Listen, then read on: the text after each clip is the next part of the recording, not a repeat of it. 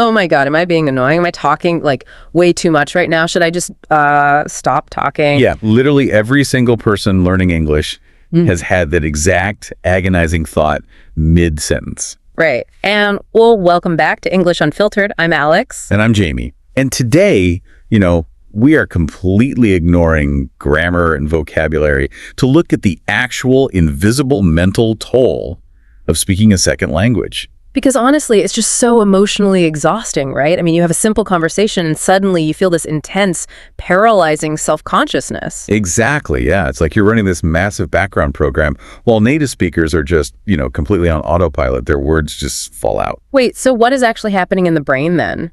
Because it feels like my brain is doing a million things at once. Well, it is. Think of it like a computer CPU. When you speak your first language, it barely registers. But in a second language, you're manually constructing sentences, pulling vocabulary, and applying grammar rules all in real time. Which completely maxes out your prefrontal cortex, right? It's like opening 20 heavy video editing programs on your laptop all at once. That is like a perfect analogy. The fan is screaming, the battery's draining, and your whole system just starts lagging on basic tasks. You're completely cognitively bottlenecked. I mean, yeah, that makes total sense why translating is exhausting, but why does that mental lag make me feel like, my coworker suddenly hates me? So this is where it gets crazy. Your exhausted prefrontal cortex actually loses its ability to regulate emotions properly. It senses all this cognitive strain and, basically panics. Oh, wow. So it just completely freaks out. Yeah, it shifts control straight to your amygdala, which is your brain's threat detection center. You literally get pushed into a mild fight or flight state. Wait, are you serious? So my brain interprets a casual Tuesday morning chat by the office water cooler as an actual survival situation? Functionally, yes. Because your system is so overloaded, it starts glitching when trying to read social cues. Yeah. The amygdala takes over and just, prioritizes safety above everything else. Meaning it starts over-detecting danger in perfectly normal interactions because it just doesn't have the bandwidth to process nuance. Precisely. It's why ambiguity becomes terrifying.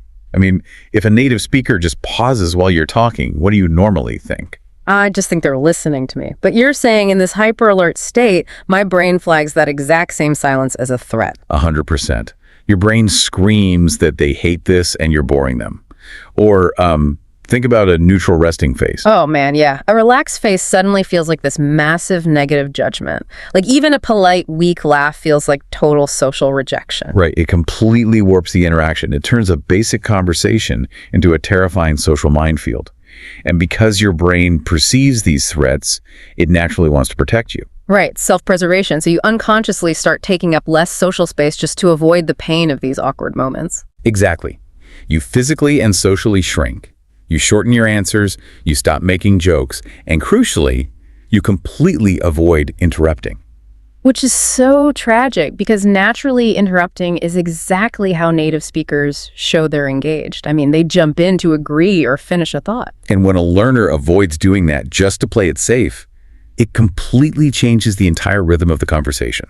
They go quiet to protect themselves. But the native speaker doesn't see the biological threat response, right? Yeah. They don't see the cognitive overload happening in your head. No, they just look at you and assume you're quiet, or you just don't have much of a personality. When the reality is you actually have a huge personality. You're just trapped in this biological fight or flight loop, terrified of being socially, too much. Which is why the next time you're obsessively replaying an awkward English conversation in your head at 2 a.m, you really need to recognize what is actually happening. Right. You're almost certainly not being annoying. Your brain is simply caught in a loop, over-detecting a social danger that isn't even there. It's genuinely just trying to protect you. So here's a wild thought to leave you with.